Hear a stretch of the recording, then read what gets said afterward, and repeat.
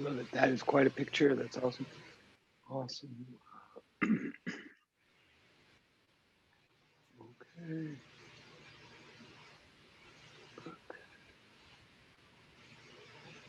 Cool, cool. I definitely appreciate it. I see a lot more pictures now. I appreciate it. All right, awesome. Awesome. I'm thinking that you guys can hear and see me. Hello, hello. Um, and I'm thinking that you can see the. I already owe you a homework. Um, I have not. Hello, thank you. I appreciate it. That's awesome. I have not graded the thing on the. Good afternoon, indeed. Yes. I have not given anybody credit or grade for thing on the spring yet because I'm a bad person, but but that is what we're going to go. But you will get credit for that, and I believe that is what we're going over today. Let me just see. We're almost there. We're almost ready. And I think you had lab yesterday, which is good. So this will relate to lab, I think. Okay, right. Oh, let me make sure. Right, you. So hello, hello. So everybody can hear me, yes, or someone can. Yeah, I guess we go through this every time. You can hear. Good afternoon. Yes. Yeah, I'll take it. Yes, yes. Okay. Yeah. Okay. And it's true, and you have not gotten, but you did. You've done a lab now, sort of. I mean, to the extent possible in Zoomland, and it was about a spring. Is that correct so far? Yeah. Okay, cool. Thank you very much. And I'm just making sure. And that's exact. And so what we're going to go over now in 1 second. Oops, sorry. What we're going to go over in 1 second is that homework, the thing on a spring, because I believe that I'm just making sure that we are on the same page. And this is, oh, is this being, yes. All right. So, right, like 11 of you have turned it in. I have not turned it back. If you turned in a thing in the spring, a thing on a spring, good. Thank you very much. I'm sorry I haven't gotten it back to you yet. If you learn anything today, or well, we're probably not going to finish going over it today, actually, believe it or not. Believe it or not, the very last question of the homework, which is hard, very hard, is sort of, we're going to spend a bit of time on it. It's sort of the last question on this thing on the spring sheet is the transition to all the new material. Like the sheet itself is meant to be a transition from old physics, like physics 203 type physics, to the new physics. I'm going to explain all that like when we're done with the sheet.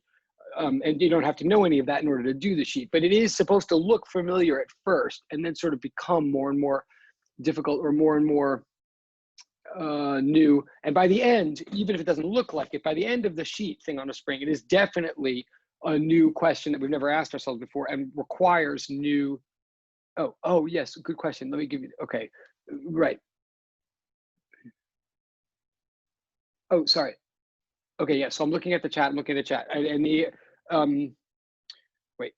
So let me say, before I respond to the chat, by the end of the homework, it's almost impossible to literally nail the exact right answer to the very last question without either having taken this class already or without having like looked up a bunch of stuff on the internet or in books, all of which would be fine, but then possibly writing down things that are all new and that possibly one doesn't understand. In other words, we really have to go over together this material, and especially that last question. The last question, you know, generally people don't get right on the first shot or even know how to finish it on the first shot. Totally fine.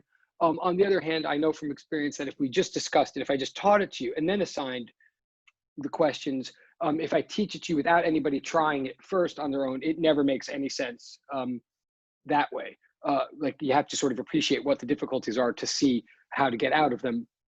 So this is a long way of saying, right, I assign the homework to anybody who has a Google Classroom code, but perhaps some of you still don't have it. Let me give it to you in a second. I think there is a code posted on the waiting room, which is wrong. I have come to understand that that waiting room sign is like an old sign. So let me give you the proper Google Classroom code, like someone just asked, or unless someone just happens to have it with them and can put it in the chat. But it's true, you have to join the Google Classroom to like do anything in this class. So it's true that maybe that I assigned the homework that only you only would have gotten the homework if you have Google Classroom. of the 20 people that got it, like 11 have turned it in, 8 people haven't. Yes, it is. We're going to start going over it today. We are going to, no matter what, we're going to start going. Did someone just put the code in? Great. Thank you so much, Robert. Thank you. Okay. So that's the code, right? If you did already turn in the homework, okay, then I know that. I will know that. I know exactly when you turned it in, and it will be understood that you are a very prompt and on top of things person. No, without a doubt. But we're going to start going over it today. If you start hearing things that make you be able to do it better or get to a farther point in the homework than you were able to, just in order to get on time, you can submit a new draft. Definitely. And I'll see both of them there. And I'll probably grade the more recent one first, but I'll see that you put that much work. Anybody else, can you still turn it in? Absolutely. If you emailed me a question and I didn't answer it, which does happen, then yes, you even have my more sympathy and more reason. You could take more time with it, but it doesn't even have to be that reason. And I do apologize if I got email questions that I didn't answer. We'll try to address that. But it's the case with everybody. We're going to start going over the homework today. Certainly, if you've already thought about it, that will give you an advantage in this discussion. But we're going to start going over it. It doesn't mean for anybody that it's illegitimate to do the homework now. Like I'll tell you right now, we're not going to finish going over it today. So there's 1,000 ways you could still turn it in or turn in better. And it'll be just very clear what you've gotten from class and what you're able to do before we get to it in class. It will take us a few days to get through the whole thing, believe me, even if we assign more in the meantime. So that's a long way of saying this material is relevant to everybody. And yes, everybody can still hand in the homework, and especially because I haven't graded it yet anyway. Just always know, like, you can always hand in the homework. You can always hand in another draft. As long as the portal is open, I will take it and I will give a lot of credit. At worst, maybe if something's really late, maybe I'll give it less credit than I otherwise would have. But I'd really have to make a point to do that. And on the flip side, anybody who hands in things super promptly all the time, even when it causes them a lot of stress to do so, it's always clear because I do see when you submit it like that. So it goes, thank you. Perfect. Okay, so I'm seeing the chats. Anybody just put in a private chat. I hear you. Totally okay. Got it. Thank you. All right.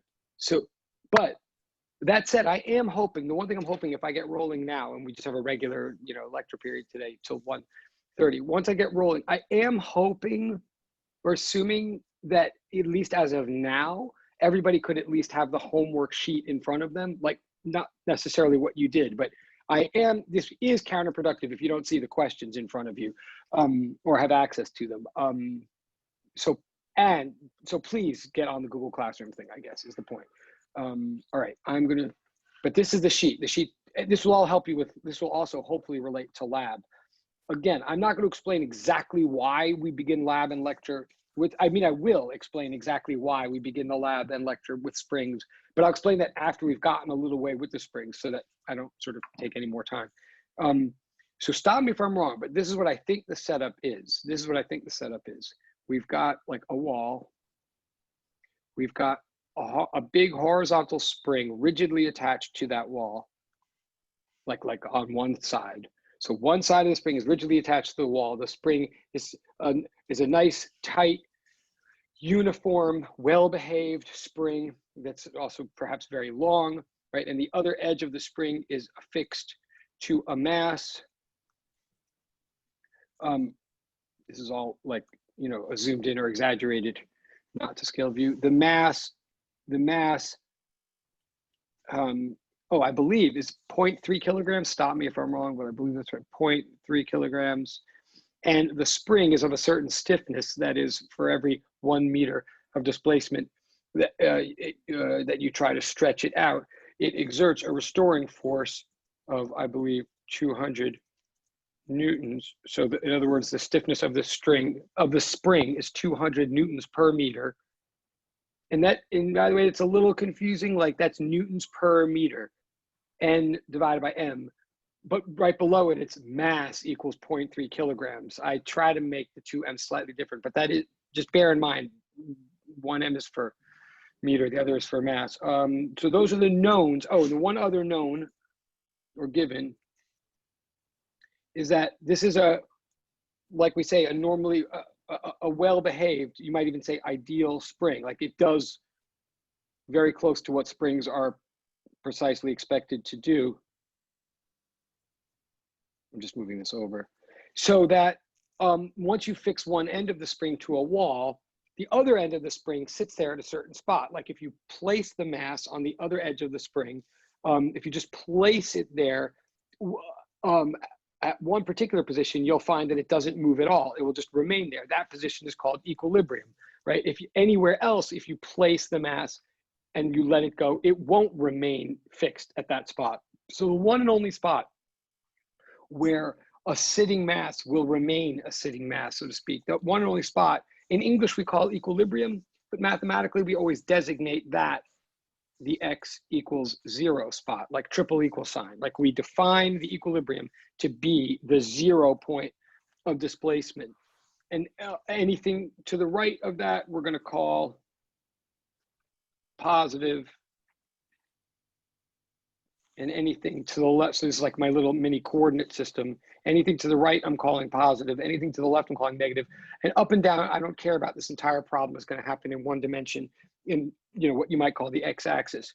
So I'm just designating to the right as positive, to the left as negative. So the one other fact that I'm ever given in this problem, that I'm sort of given, running out of room to draw, is that where the mass is held initially, x0 is given to be 15 centimeters or 0.15 meters, right? That's just a basic picture of the situation, as I think your sheet shows you.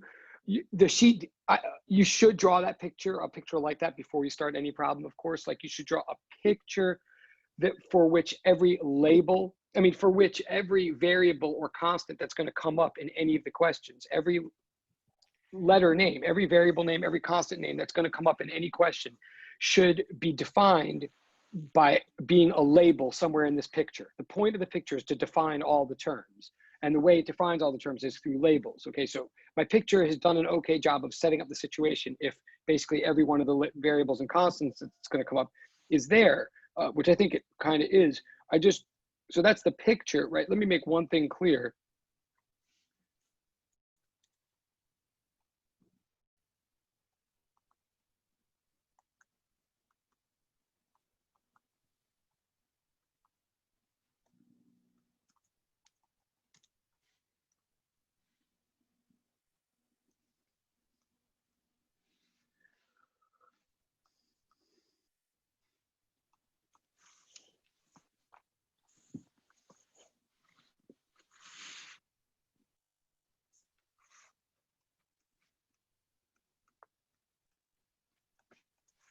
Just to make absolutely clear, going back to base, physics 1, there's a big difference between x sub 0 and x equaling 0, right? Just to remind us, x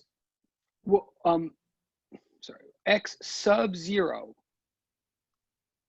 x naught, in other words, by definition means the position of x when time equals 0, right? The initial position of x means the position of x when the experiment begins.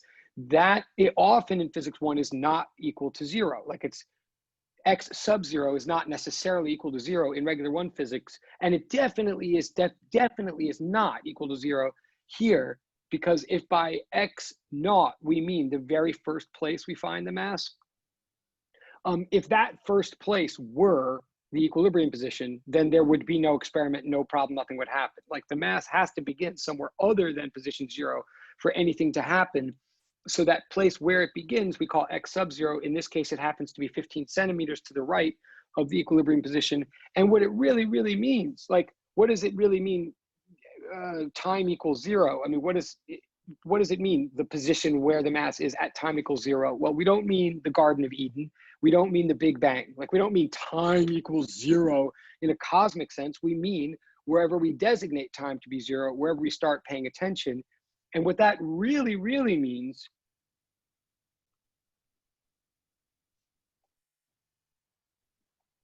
is the place where the mass is at rest, right? That's what it really means by, when we say x equals 15 centimeters from 0 at the beginning of this experiment, what we really mean is at a point in time where we started our stopwatch, either because we were holding the mass still at that point and we're like ready, set, go, and we started the stopwatch and let the thing go from rest, Or maybe more intelligently, maybe like you did in lab, maybe, or certainly if it were a real lab, you would have, maybe more intelligent, we realize it's very hard to do an experiment that way. So we're just letting the thing go back and forth for a while. We just let the mass on a spring get into some sort of rhythm that we expect.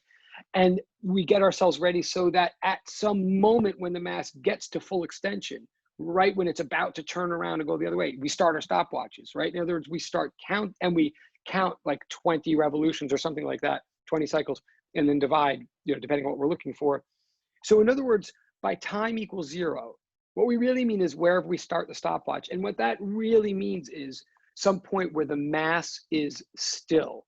And such point is not the equilibrium position. Just to be clear about that again, okay? And that's why there is, at the equilibrium, the velocity is not 0. We're about to be asked what it is, and it's something other than 0. But where the velocity is 0, we call that x naught. In fact, let's even be more specific. From now on, we're going to call this position the amplitude position. That initial place where the mass starts, and that place where you might have already found, if you did the homework, that place where the mass is never going to get farther than it again, we call the amplitude position. All right, that's like the setup. I haven't said anything about the questions. I'm going to turn it over to you guys in a second. But I believe, tell me if I'm wrong, but I believe we do this in a series of steps. So I think the first set of steps are not that bad. I think the first question is just how many newtons of force is exerted by the spring on the mass at that initial spot? Am I correct that that's the first question?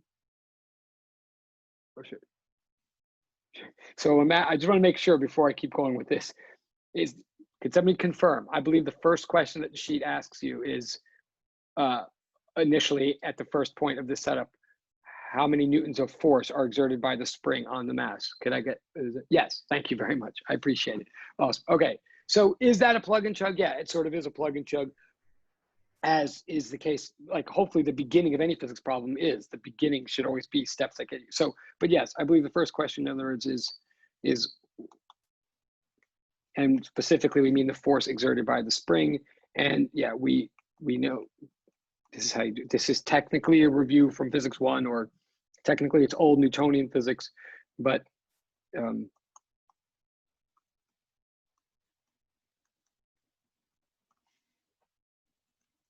it is just what you think, I think. And it is technically, the answer is negative, I think.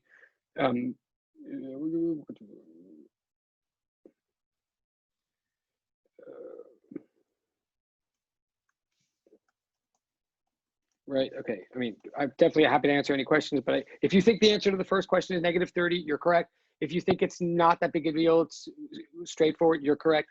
If you thought it might have been a trick question or something, it's not meant to be a trick question. It's just meant to be information that we need to build on. Like the whole point of this whole problem is to get to the very last question. The whole purpose of the whole thing is that the last question is a simple to express and fair to ask, but hard to answer question. And all of these are the steps that lead to that, just so you understand. So I do think this is the first step, and I'm happy to, oh, yeah, oh, yes, oh, good question. Thank you, Lloyd. Yes, I'm saying it's negative.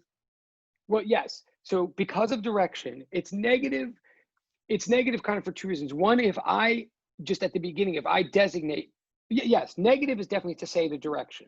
And if at the beginning of the problem, I'm designating toward the right as positive, then strictly speaking, at this place in the problem, the spring is exerting a leftward pointing force on the mass. The spring is pulling the mass to the left, and that's what my negative sign is trying to say. It's totally true that you could make a decision in the beginning and say that to the right is negative. You could say that, and everything to the left is positive.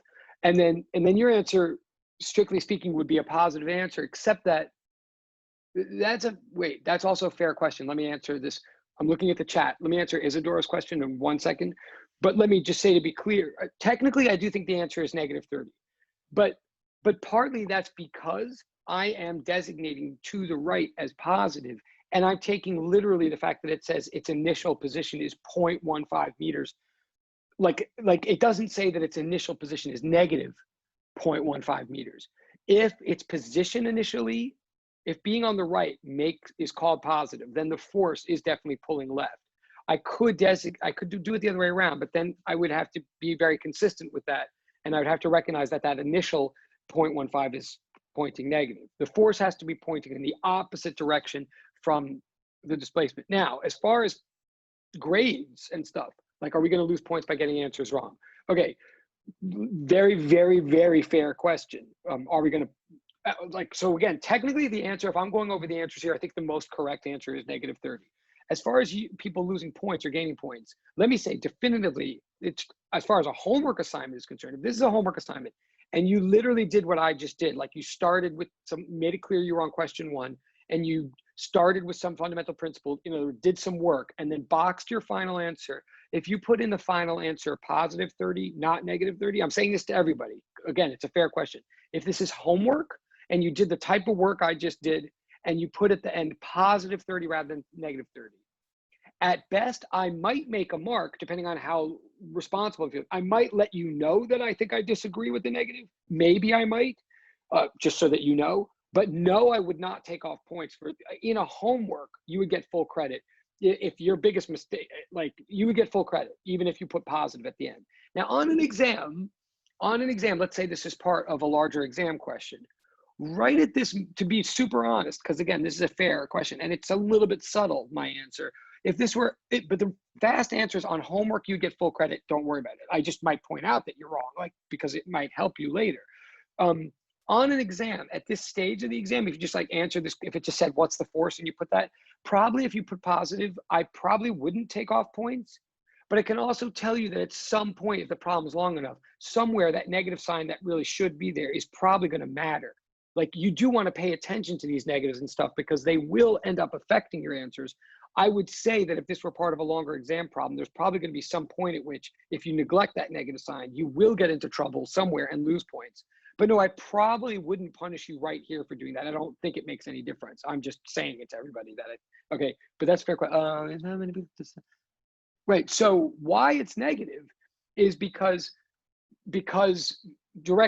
force is a vector. Force does have direction. I mean, if it's asking for a force, it's asking for an amount and a direction. And the direction of this force definitely is to the left, because the mass is sitting there on the right of the equilibrium position. If the mass were on the other side of the equilibrium position, the force would pull the other way. And you do want to begin every problem by making a decision in advance before you look at the questions of which way is positive and which way is negative. Like, everything that goes right, as far as I'm concerned, will get a positive sign, and everything that goes left will get a negative. So that's why. But with any spring, a spring always exerts a restoring force. The spring is always trying to pull a mass back toward equilibrium. So that's why Hooke's law is written like this, if that makes any sense. But the last thing I can say about this, because again, it's a fair way. I'd rather start off with a lot of questions than not. And I'm happy to hear the same question twice too, especially at the beginning. I mean, I feel like if everybody's trying to figure out what's going on. The last thing negative signs are always let me back up. Direction always matters in physics. Direction does matter in physics. It's going to matter more and more as this course progresses. In one dimension at a time, whenever you're dealing with one dimension, the way we designate direction is with negative and positive signs. So negatives in the end almost always do indicate some sort of directional thing on one axis. Whether that direction really matters at any given moment or not depends how complex the situation is. Right now, it's almost understood that this direction is to the left. So it may be so understood in your mind that you might not even think to put a negative sign, and that is not a crisis. But the actual reason that it is negative is because the pull is to the left. All right, I'm going to go on for a second. I think these are good questions and keep them coming. But of course the problem does get harder too. So let me keep going. So but stop me if I'm doing the wrong question or something at some point. So I think that's the first question. Then I think it asks. I don't remember how these questions are labeled, but it asks at t equals 0.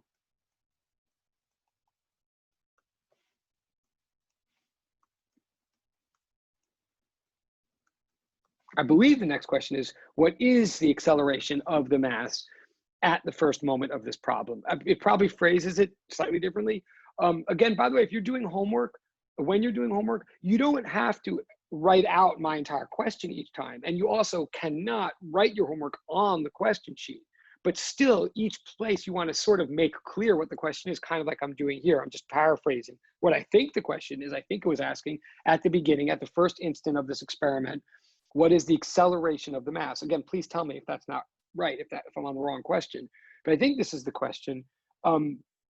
And the way you do this is, all right, what we know about the particular problem, what we've been given, is that it's a spring and springs obey Hooke's law. I'm starting with that's something I know, right? Even before I get into the numbers. What I also know is something that I always know in physics, this, right? Newton's second law is true and is relevant here. And remember, this is my advice for solving any problem in physics, is get out of the habit of trying to write something down that's relevant and then tweaking it continually until it becomes true. Like, that's really what students get in the habit of doing. At all levels, really smart students in science in particular get in a habit of trying to first write down what's relevant and then trying to make it true or accurate, right? Because they're trying to show that they know the material. But really what we should always do is write down first something that's true and then make it relevant. In other words, we always want to start off with really general principles that are like always true. Like F net equals ma. I'm writing that down because it's always true in physics. I can't lose points for writing that down. If this were an exam and you wrote that down, I have to give you points because it's true and like it's right and it's even relevant here. Now, I think I can use it to help me here. I think I've got F net equals ma and F equals negative kx. In other words, in this situation, so it's always true that the sum of all forces acting on an object accelerates that object. It's true here that the only force acting on this object is a spring force. Like in other words, this is the situation we have here, right? Like F equals ma means plug in all of the forces that are acting all onto the left side of F equals ma. All forces acting together produce the acceleration of an object. You find out what all those forces are from a free body diagram, but here we barely even need the diagram because the only force acting on this mass is a spring force. Like gravity is counterbalanced by the normal force of the table. This is all a purely horizontal problem. So we have this, right? So next page, so I have this. And this is what it means to show work. Like a lot of you probably did this in your head, and that's fine if you get the right answer, but this is what you were doing in your head was this, or some form.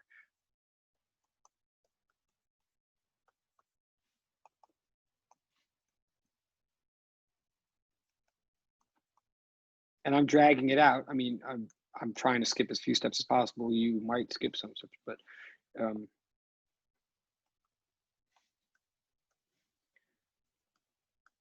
and I could have just put, I know we already had this answer from before, but whatever.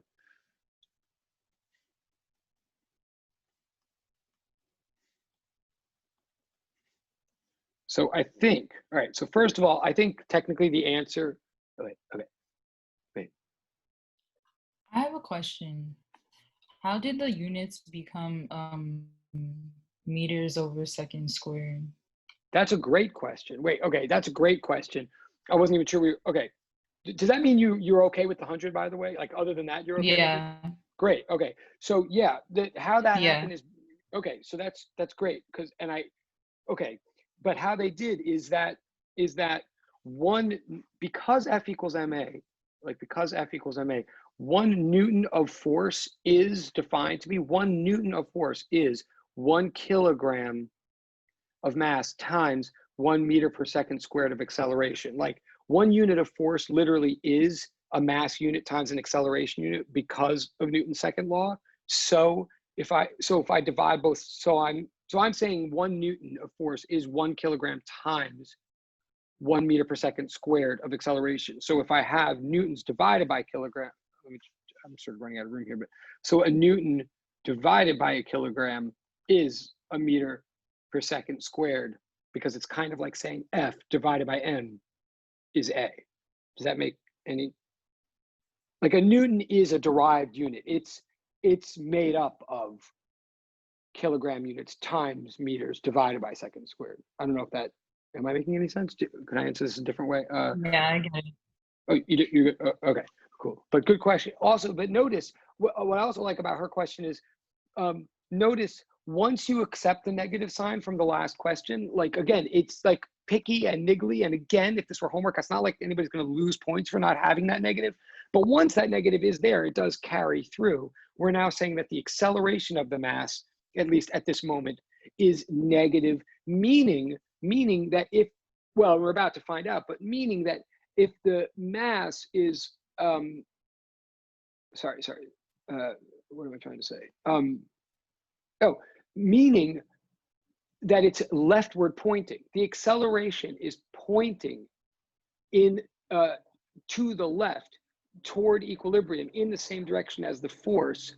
That means if that's the direction that the mass is traveling in, it's going to be speeding up. Let me say this more slowly. I mean, we are asked this later in the problem anyway, but I just want to clarify to everybody that this negative sign that is part of the answer here in A. Again, maybe if you don't have it there, maybe I wouldn't take off points in homework or something, but if you do have it, it is right that there's a negative there.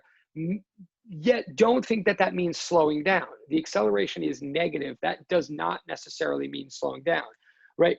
Negative acceleration can either mean that you're moving in a positive direction while you're slowing down, or it can mean you're moving in a negative direction while speeding up. You may want to think that through, or we'll see it more directly in a couple of steps later in this problem. But this object is, we're holding it to the right. We're about to let it go. It's about to zoom toward the left, toward equilibrium. And what we're saying is, so far, that it seems to be, it's going to zoom toward the left and speed up toward the left at a rate of 100 meters per second every second, at least as of right now. Now that's right now because the A that we just solved for, we got by plugging in an X, like already, like in this step here. Even if it was simple, or even if many of you might have not done nearly as many steps as I just did, you might have just taken your answer from the last question and just divided by the mass, fine, which is fine. I mean, you'll get the same answer, but just notice that the reason I'm dragging it out is to make it clear that this acceleration that we're getting was based on an X value that was plugged in. It's only true here at this spot. There's no reason to expect that this acceleration is going to maintain any more than at this spot. And that's why the question had to be phrased like, what's the initial acceleration or something like that. But okay, but yes, the units do work out nicely. That was a good question about the units. But okay, that's the answer. Then the next question, again, you can totally stop me. Wait, okay, I think I answered. Then the next question is, I think the next question is, what is the acceleration of the mass at the equilibrium position? Could someone, and I know it's, of course I have the homework, but I'm so bad at switching back and forth from windows and screens while doing this. I mean, I'll try, but could someone just confirm? I believe the very next question is, what's the acceleration at the equilibrium position? Yes, okay, thank you. And it's awesome. And it's actually asking acceleration before it asks velocity, right? Correct? Is that a yes? Yeah, yes, okay. Okay, so this next question, which I think is, oh, excuse me for a second. Hold on 1 second. Yes? Are you okay? What's wrong? I'm still teaching, but I'm almost done. But what's wrong? What? Oh, you want me to? I can bring it downstairs, but I have to keep doing it. All right.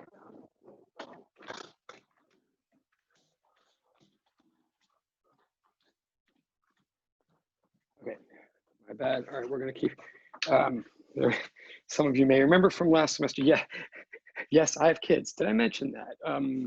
One of them is preposterously good at loud video games. Pardon me for a second. Okay, but yes, so we're gonna, so the next question is, what is the acceleration at equilibrium? I'll say right, the answer is 0. I mean, I'm getting settled here in a different location to write this down, but the answer is 0, almost by definition. Hold on.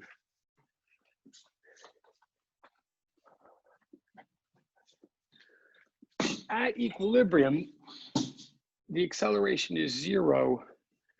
And in a way that you might say that that's obvious. I mean, so we're saying so the question is, at x equals 0, what is A? Well, certainly if f equals negative kx, then, and if f equals ma, then, I mean, the thing that we just did a second ago, we're just solving for A when X is 0. So sure, when X is 0, if X is 0, then the left side is 0, so the right side must be 0. So A is 0. That's mathematically. And that is the answer. But I just want to probe that for a second. Like, let's just get it clear then.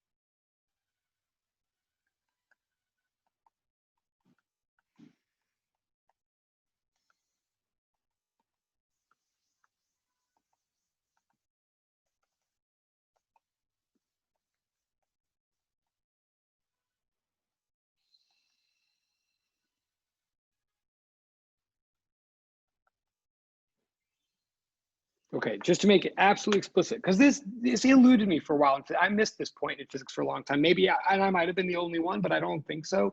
Which is that when I picture equilibrium, anywhere in science, you hear about equilibrium all the time. And equilibrium can be complicated. It can be a whole state of affairs. It can be an organization. But it ultimately comes down to place. Like equilibrium is a place where a thing or a bunch of things might be.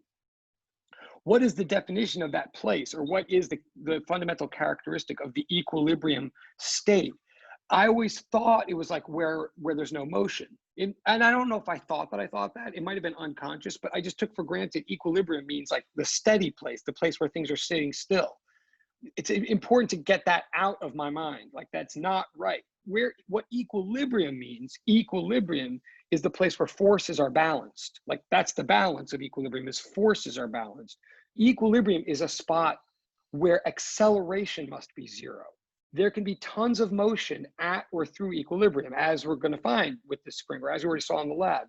The spring is a mass on a spring is always heading toward equilibrium. It is like equilibrium seems like a destination, perhaps, that the mass is always heading toward equilibrium. But equilibrium is not the place where the mass ever stops. It's not. Like, it travels through it, and it turns out at really high speeds. And that's true for a pendulum that you're going to do next in lab. For all systems, the equilibrium state is not the state where things don't move. It's often the state, in fact, of maximum motion. We're even going to find here, equilibrium is going to be the place of highest possible speed. What equilibrium is the place where your acceleration is 0, no matter what, which means it means that you don't change the way you're moving. You could be moving really fast at equilibrium, but you won't change that. Or if someone happens to put you at equilibrium, if you happen to have a speed of 0, then you'll never change that, and you'll sit there forever. And that's why we get that picture in our heads. But equilibrium is the place for A to be equal to 0, not V, just to clarify that. Like, that's what we're seeing so far with these answers. Okay. But then the next question, and I'm sure I'm numbering these questions wrong, but the next question then is at that equilibrium position. Okay, we just established A is going to be 0. The acceleration, instantaneous acceleration, is going to be 0. Remember, it started at a really high number of 100, a negative 100 meters per second squared. And apparently the acceleration is like decreasing as the mass zooms in toward the equilibrium. But if we want to know what's happening to the speed, that's a different question. Like, what I'm trying to imply right now is something interesting is happening even in the simple motion of a mass from the end of one spring to the middle. As the mass is moving from the end to the middle, it seems like what we're saying is it starts with a high acceleration, and that acceleration diminishes as it goes. But it seems like we're saying it starts with a very low velocity, and the velocity grows as it goes. Like, the velocity and acceleration are doing two opposite things from each other, which you might find obvious, in which case fine, or you might find surprising, in which case also fine, because I find it surprising, but it is true either way. So we're going to solve for the V now. Everything I just said leads me to this conclusion.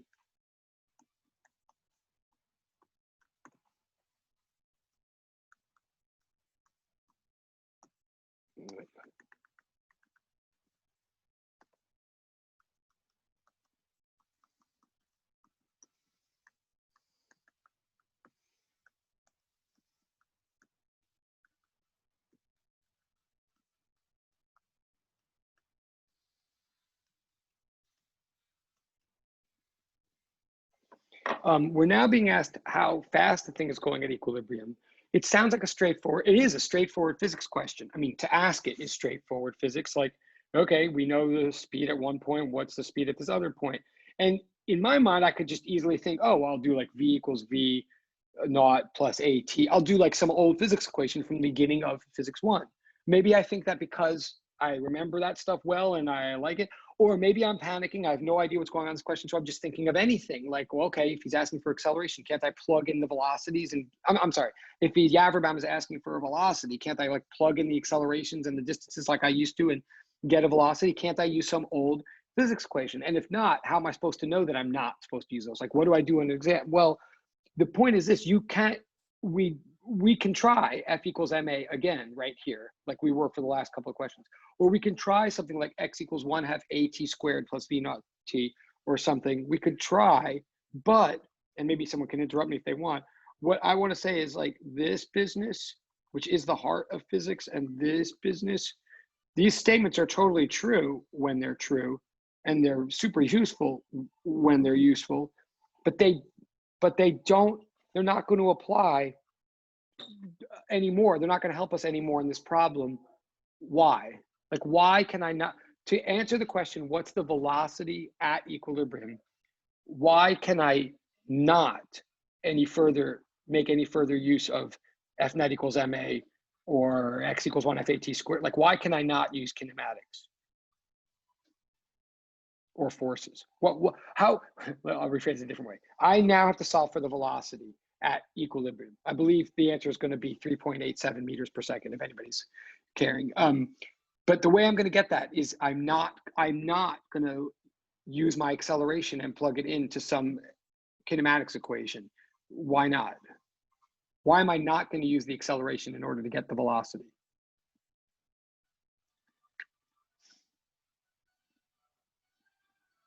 Oh, that is a great, okay, that is a totally great thing. That answer, first of all, totally does make it clear that Lloyd is hearing my question. That is totally responsive to my question. I appreciate it. I think the answer goes a slight, yes, right, okay, all right. So I'm gonna put the Lloyd answer together with the Charlotte answer. Right? This chat thing is so well. I guess hopefully you guys can see the chats too. Yes, like Lloyd's answer was a good start, because the reason I'm not going to use the acceleration is to get the velocities. At least one place the acceleration is nothing. And how useful could that be? But then to take it a step further, what Charlotte said, not only is the acceleration nothing at one place in this problem, but it is something somewhere else, i.e. all of my babbling, Yaverbaum's babbling for the last 15 minutes was really meant to try to reinforce the idea that we're just discovering here that acceleration is not a constant, like exactly what Charlotte just said. And what Lloyd is saying is a sub case of that observation. Acceleration is not constant. So all of those equations, all the whole purpose of F net equals ma and all that stuff we do at the beginning of physics, all it makes use of constant acceleration. Like you have to have an A to plug in. Yes, almost, yes.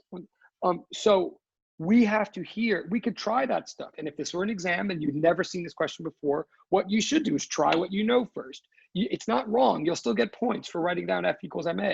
But you'll hit a wall, or you'll hit a stopping point, because what A do you put in? When you realize that that's what's going on,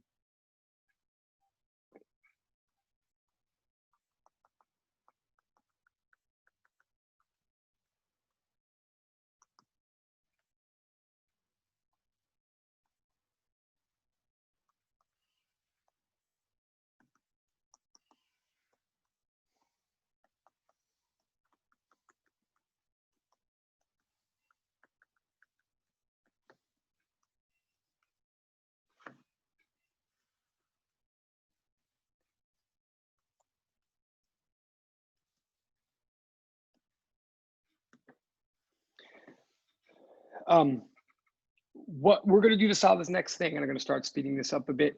What we're going to do to solve the next thing, and you may have done this, you may have known why you did this, you may not have known why you did this, but to get the next question, we have to think about conservation of energy now. We have to switch subtopics. It doesn't tell you to do that. It's a review question, but in order to solve it, you do have to. How could you ever know that?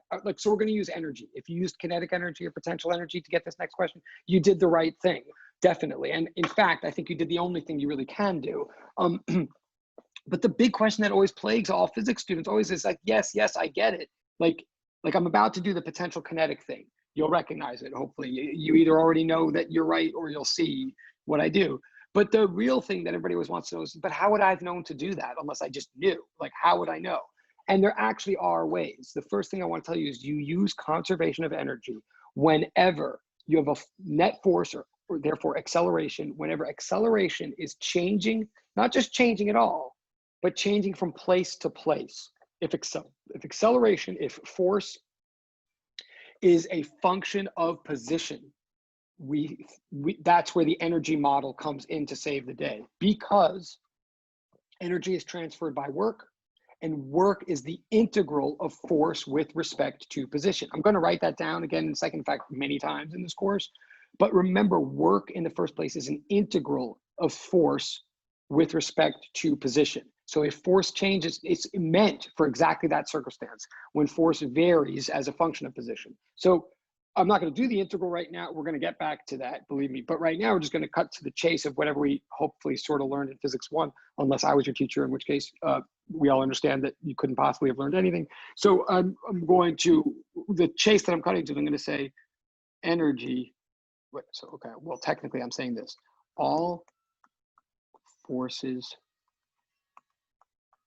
doing work on this mass are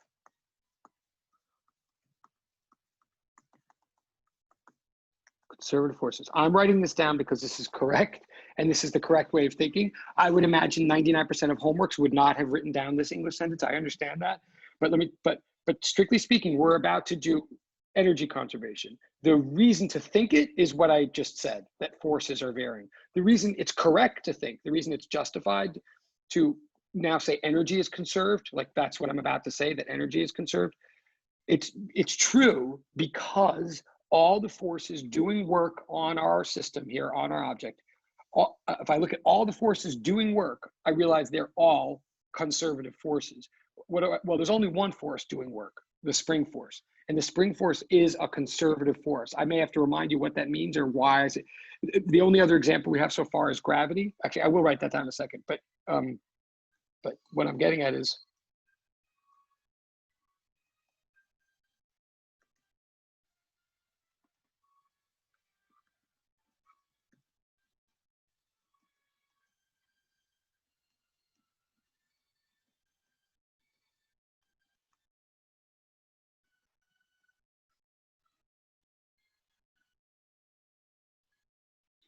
okay, all the forces doing work on this object, in this case, the one and only spring force, happen to be, or I know to be, conservative forces. How do I know that? At this moment, the reason I know this is because I have a running list in my mind of any and all forces that are conservative forces, and all other forces are non-conservative. I'll remind you what that list is right here.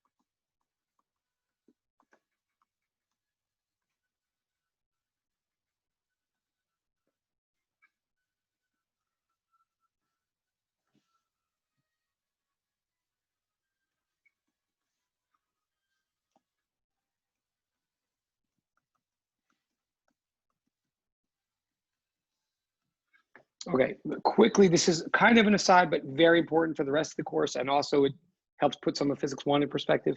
There's two types of forces in the world. I mean, there's forces in the world. We classify some forces as conservative, and we classify all the rest as non-conservative. In one way, you could just think of it as a list. Like so far, the only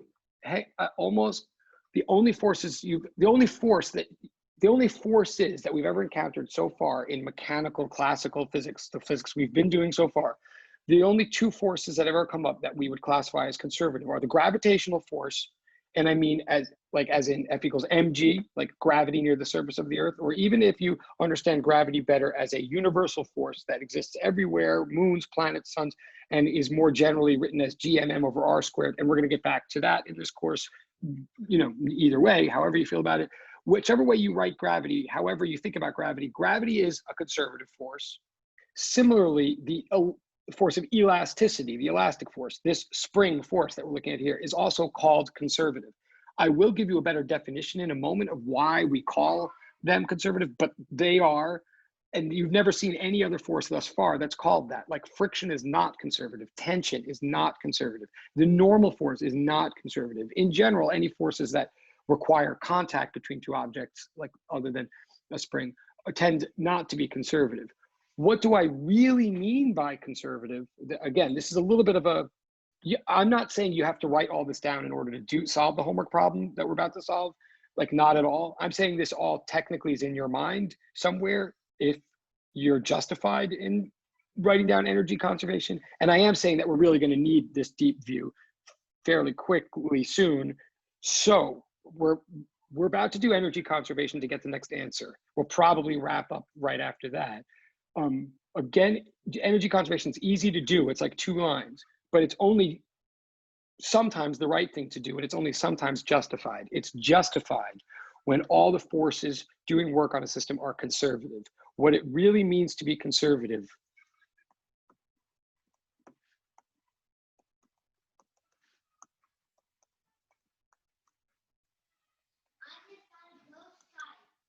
no way. What's it called?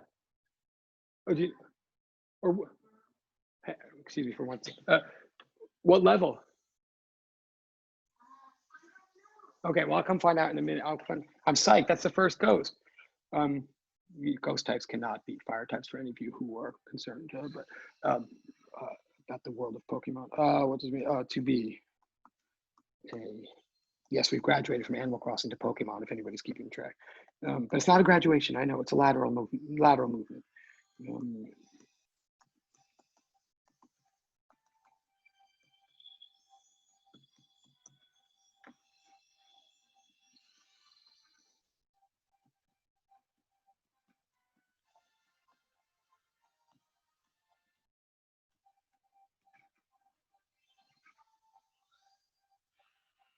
All right, so I'm about to write on the next page because what is the actual essence of a conservative force? A conservative force is a force, or maybe I should ask you, does anybody want to say? No, I'll keep going. All right. A conservative force is a force that does a total of 0 work around any closed path, around any loop. A conservative force is one that if it does work around a round trip, any round trip at all, or that if you try to take a round trip under the presence of that conservative force, around any round trip, the total work done by a conservative force, by definition, is 0. Any other force will do a network of something positive or negative for a round trip. Technically speaking, we write it like this.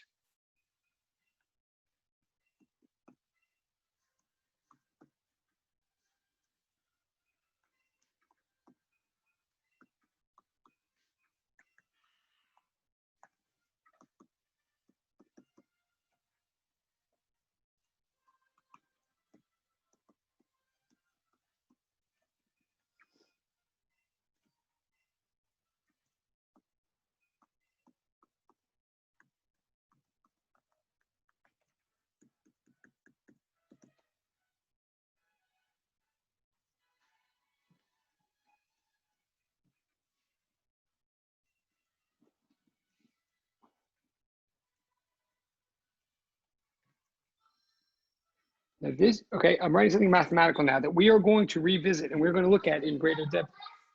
No, the last stage, that's awesome. It has 3 stages or 2? Awesome, awesome. I can't wait to see it. This, I just wrote down something mathematical that has a piece of notation or 2 in it that some of you may never have seen. We are going to unpack this mathematics, and it's going to be important in this class. And I'm just introducing it right now for the first time, but I'm just.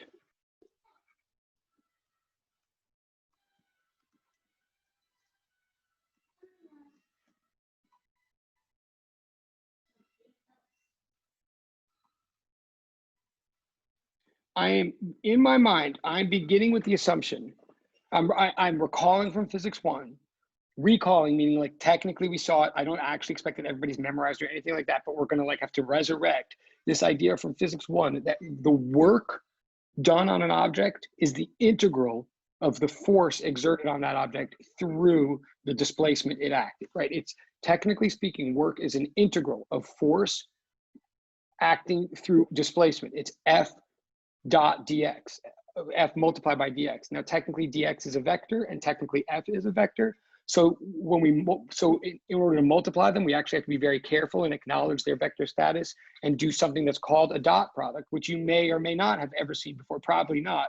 And we're gonna have to deal with that in this class, like what it means to do a dot product between a force vector and a displacement vector, and what it means to integrate that. There's actually already a couple of posted lectures on YouTube that I made about this, but so I just want to take this seriously, but strictly speaking, work of any kind done by any force is the integral of that force with respect to displacement, with position being the variable of integration. That's what any kind of work is.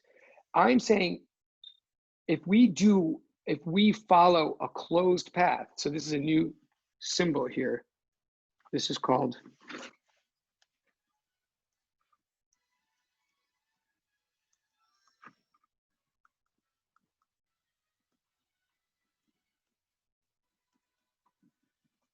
and I don't know why this just got darker. Okay, and I do want, look, I'm going over a homework right now. We all know I'm going over homework. Some of you have done, some of you haven't.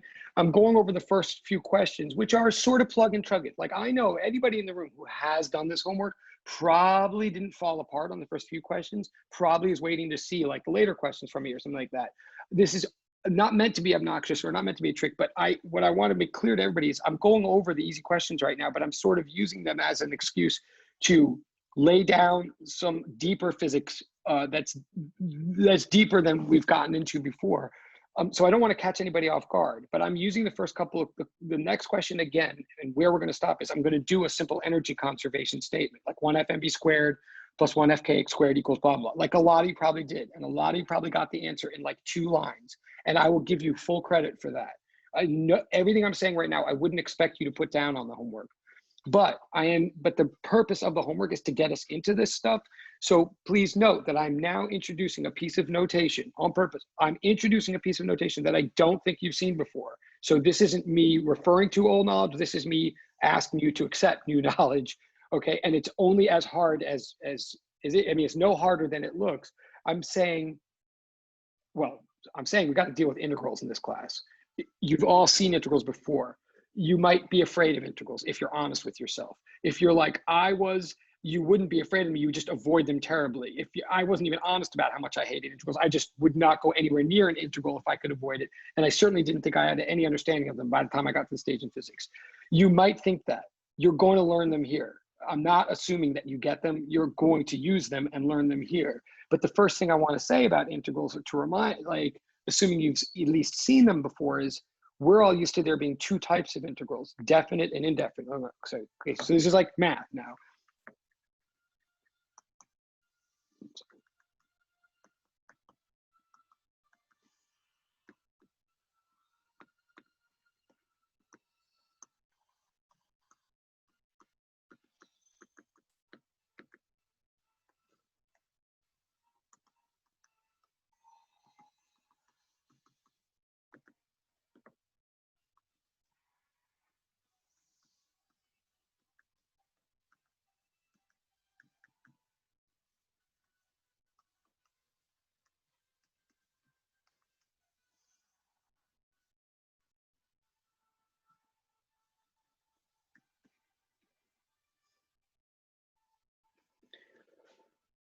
A definite integral, right? And I know you know this, but I'm about to teach you a third type. Like what I'm assuming is that people kind of know that there's definite integrals and indefinite integrals. I'm about to introduce a third category, okay?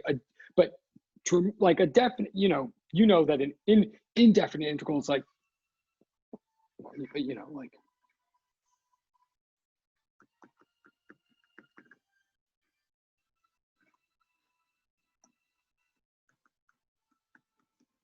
Right, you know that.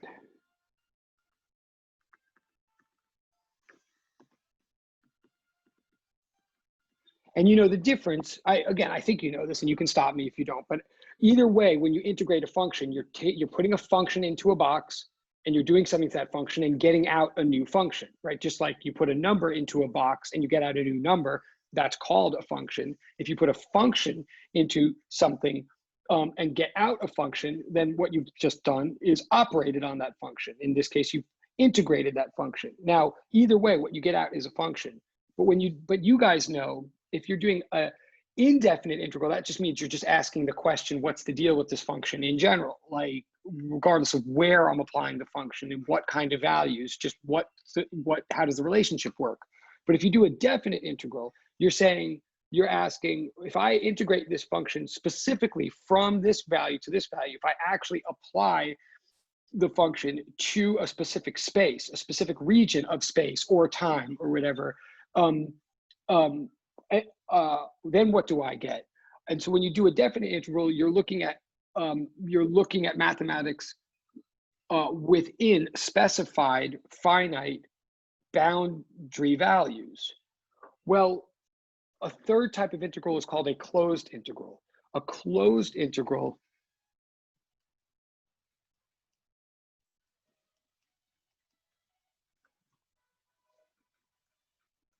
A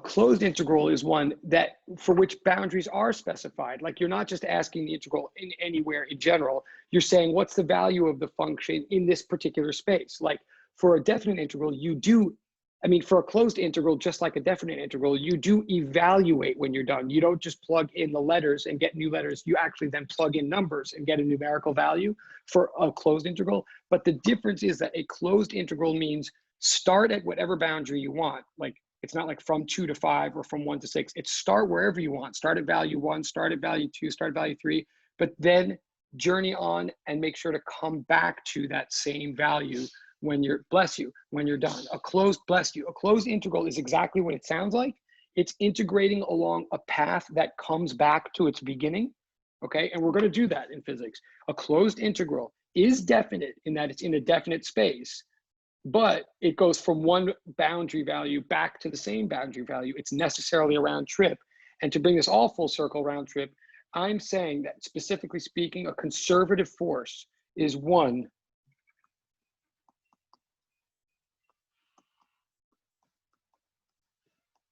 for which if you integrate it over a round trip space, you'll get a total value of 0.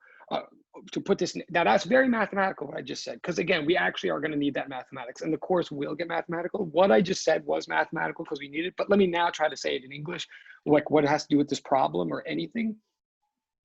I'm saying that gravity, for example, always pulls down. Gravity is a force that always pulls down to the floor. So if I throw up a baseball, right? I throw up a baseball and let it go up and then come back down to my hand. If I let a baseball undergo a round trip under the presence of gravity and only gravity, then let me think about what happens. I throw the baseball up, it's traveling up, traveling up, traveling up. The force of gravity is pointing down while the baseball goes up, right? So force is pointing down, motion, displacement, if you like, is up.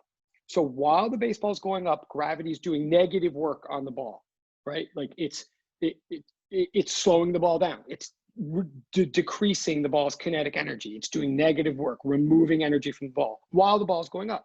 How much work is it doing? Well, force times whatever displacement it undergoes, like mg times whatever h displacement.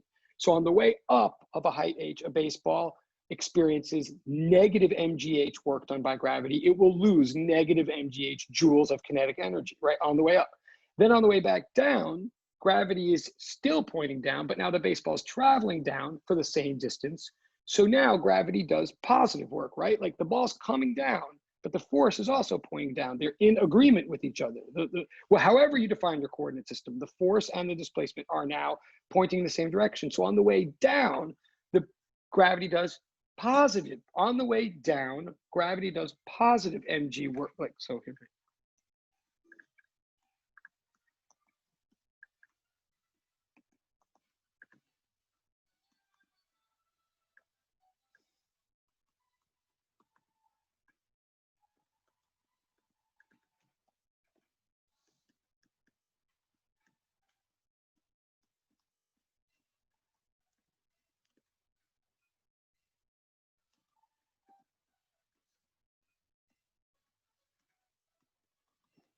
Necessarily with gravity, right? Necessarily. On the way up, gravity will do negative mgh work.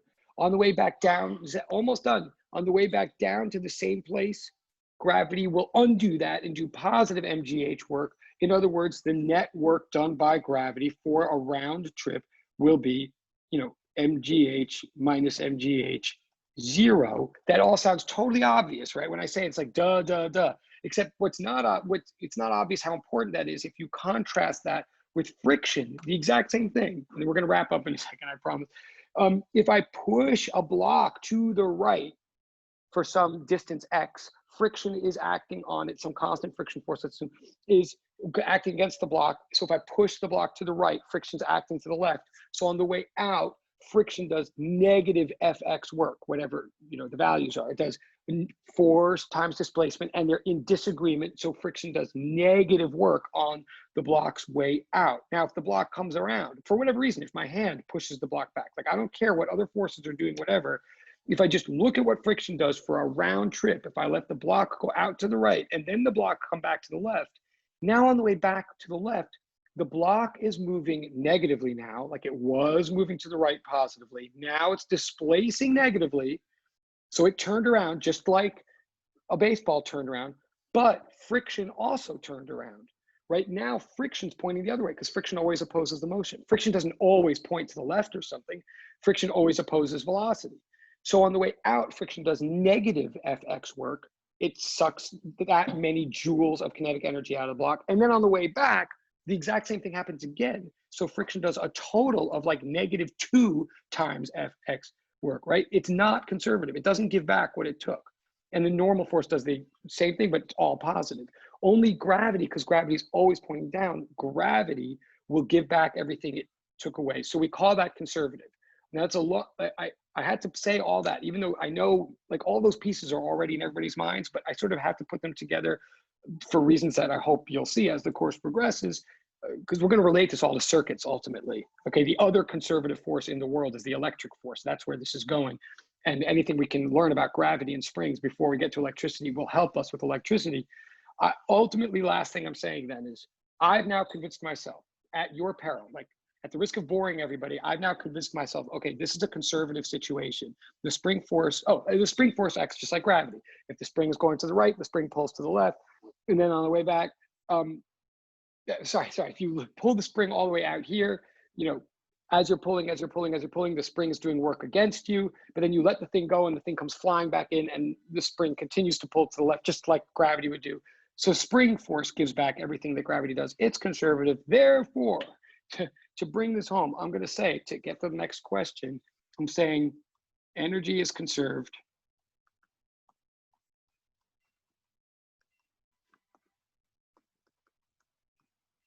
by a spring. Spring potential energy is 1/2 kx squared. I'm going to justify that more specifically next class, but you may remember this from physics 1, or you may have looked it up. I actually have to justify why it's true, but I'm not going to at the moment. This potential energy due to any spring is 1/2 kx squared. The potential energy due to gravity is generally written mgh, but not relevant to this problem. And kinetic energy is always in this class. in classical mechanics is always 1 FmV squared. So to say energy is conserved, and again, this is the last part I'm going to do today, then we are going to go, and I will try to be better. I'm going to get back your stuff and get better with the emails. I will eventually post in office hours, but it's, I haven't yet. Oh, and sorry, one last thing let me say before we run out. I'm going to finish this problem, then we're going to go. But the other thing is, we have another, like, almost a week before classes. I haven't posted your new homework yet, but rest assured there will be. It'll be posted around tonight or something. First, finish this if you haven't done it yet. As you see, we still have a lot more to go over. So first do this, then you'll see a new homework. You'll move on to that when you can. We'll go over things in order in the classes. But if at any moment I post a new video, like I will post this lecture tonight and so forth. But if you get notification from me that I've made a new video or that I'm asking you to watch a particular video, that will always take priority over any homework sheet. Okay, if suddenly I feel like I can give you instruction at night usefully through Zoom, through YouTube, then if I do that, if I say, please watch this lecture of mine, then that's like a class period. Then I'm saying put that in higher priority than whatever homework sheet. Okay, if that is to happen. But other than that, you'll get a new homework sheet tonight, due Tuesday. It won't be crazy hard, but we'll first pick up by continuing to go over where we are now on Tuesday. So, you we won't skip steps. But I have this here. So I'm saying, to say energy is conserved, if I believe that energy is conserved in a system, what I really mean by that is the total amount of mechanical energy at any one spot is the same as at any and every other spot, as in position. To say energy is conserved is to say that the energy is the same at every position, as opposed to like saying momentum is conserved, which there you would say the momentum is the same at every time. Okay, so I'm going to literally say I'm saying any two spots, and this is, we're just about, give 2 minutes. I'm saying the total amount of kinetic energy, sorry, even better. I'm saying the total amount of mechanical energy at any one spot must be the same as the total amount of mechanical energy at any other spot. I do, in 2 minutes, I do.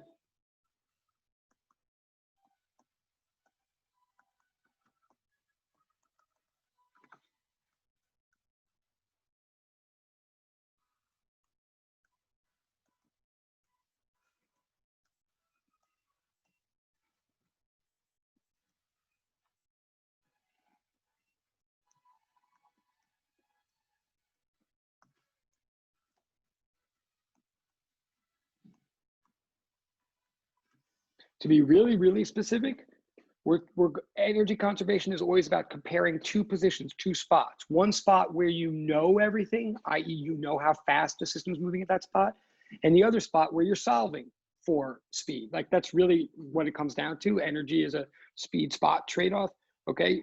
And so I'm saying energy at any one spot is the same as total energy at any other spot. By total energy, what I really mean always by definition is the sum of all kinetic and plus all potential energy. So that sum must be the same. I'm definitely writing more lines than most of you would to solve this. Many of you would do this in one line and probably get it right. I'm just going to caution you that the very next question after this one, if you just do that in one line, the exact same way you did the other one, that one you'll get wrong. So it's good so please do copy this down, even if you didn't do it this way. You'll see, I promise. I'm saying this, like, just know, so total energy is the same both places. That means by A, I mean the spot that I know something about. Well, that's in this case, X naught, where I know the place and I know the speed. But I'm solving for the equilibrium position where I don't know the speed, right? So by B, I mean the equilibrium position. By A, I mean the known amplitude position. We are almost there. Again, I'm dragging this out to explain it. I know you wouldn't have written all this down necessarily, but I should be copying. So the sum of kinetic plus potential. Oh, sorry. Yeah. Professor, can we just go back to the slide before the last one? Oh, yeah. Absolutely. Sorry. Yes. Yes. That's like one of my favorite questions. Like this one. Yeah. Okay, and I can read this out loud too. I do love that question because it means you're, yes. And I know my handwriting is crazy, so I'll read this out loud too. It says, so E sub, this is conservation of energy, the way I write it. And it says E sub A equals E sub B E, capital E means total mechanical energy of a system. And then my handwriting says like A means one position, one for which we know the V, the speed. And I'm saying this to everybody, not to, I know she can read, but and the other, although my handwriting probably not, the other one says another position, one for which we solve for V. So it's always one position that you know everything compared to a position that you're solving for. Okay, tell me, or should I go, or I'll leave. Yeah, I got it. Okay, cool. All right, thank you for asking. Appreciate it. All right, so then I'm basically just recopying it here, but now I'm expanding. I'm like, again, this is my pattern. I make everything look longer than you think it should, but my pattern I'm trying to get everybody into is always start with what's true and general and move to what's more particular and relevant, i.e. postpone numbers for last, postpone numbers for last. That's the sequence that I'm trying to do if it looks foreign to people, because I think it's long-term better. But anyway, so now I'm expanding. Total mechanical energy is all of the kinetic, KE, plus PE, all the potential. That sum is what's going to be the same at both spots. And before, I'm just about to plug in numbers, but then I say, oh, I'm looking at the two spots, 0.15 and x equals 0. So yeah, just about, we're all just about done. Everybody has to be done in one. So this is there, and this is there. So at the initial spot, 0.15 meters, we already said there's no speed at all. There's no V, there's no kinetic energy there. And at x equals 0, the potential energy at equilibrium by definition is 0. In other words, what we now have here is we have PE, the potential energy at x equals 0.15 must equal the kinetic energy at x equals 0. Notice I'm dragging this out because I want to emphasize that if you just write down P equals KE, you're making a big mistake. They're not the same thing at a given spot. It's the PE from one spot is equal to the KE at a different spot. In other words, and we're just about done. 1 kx squared equals 1 mv squared. So I cross out both the 1/2s and I'm solving for V. So I like divide both sides by m and square root both sides. So I say V equals the square root of kx squared over m. I'm going to try to keep this on one page. So I say, this is the last thing we're going to write. I say V equals square root of 200 times 0.15 all over squared all over 0.3. And if you do all that out, I believe that you get approximately it's 3.87 meters per second. Like the answer to all this, and again, I know that some of you might have done this in one line. The answer is about it's rounded, but it's about 3.87 meters per second. The key thing I want to say to everybody is, yeah, like that number, ultimately, after all my talking and putting everybody to sleep and sending everybody out for errands, it's true that everything I just said came down to this line, 1/2 kx squared equals 1/2 mv squared. But to be as blunt as possible, if you literally write that line down for the next question, where it's asking, the next question it asks, like, at what position will the mass be when it has a speed of 3 meters per second?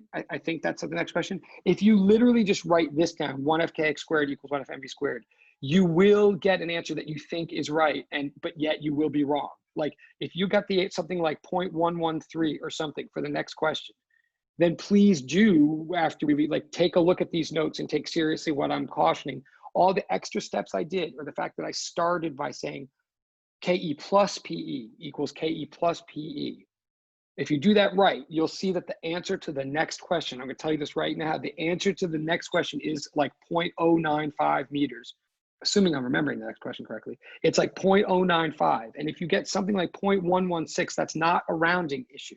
That is wrong physics. I mean, I'm not trying to shame anybody either or criticize anybody in advance. I'm almost saying this now because I don't know for a fact that anybody I don't know that anybody made this mistake, but classically, semester after semester, the next question is where the rubber starts hitting the road and one has to be careful. So please, if you did nothing, if you're going to do the homework now, try to do it the way I'm doing it. Don't just write 1/2 kx squared equals 1/2 mv squared. That became that's like only true for this first situation where two terms cross out to 0 sort of nicely for us. They don't always. But all right, that's a lot. Again, if you haven't done homework 1, you still totally can, and you can still totally get full credit. If you did already do part of homework 1, you'll get that is noted and you'll get tons of credit. If you want to do it again to do it better, all fine. Like it's just all fine.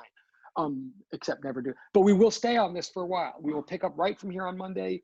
So if you just struggle with the rest of the sheet and you don't even get to the next homework sheet that I post yet, you're probably still also fine.